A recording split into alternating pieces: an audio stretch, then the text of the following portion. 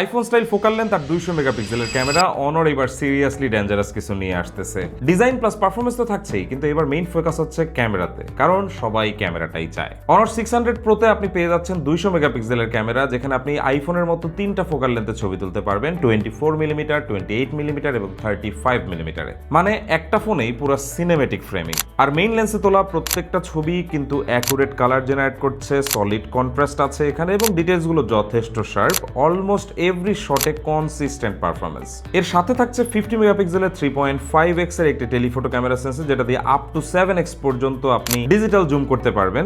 So portrait লাভার্সদের জন্য এটা একটা gold. Age detection plus background blur is very good, so clean subject separation পাবেন আপনি প্রত্যেকটি ছবিতে। সাথে 50 মেগাপিক্সেলের একটি সেলফি ক্যামেরা আছে, যেটা সারপ্রাইজিংলি খুবই শার্প ছবি জেনারেট করতে পারে। আর অনর 600 এ থাকছে 200 মেগাপিক্সেলের একটি মেইন ক্যামেরা সেন্সর।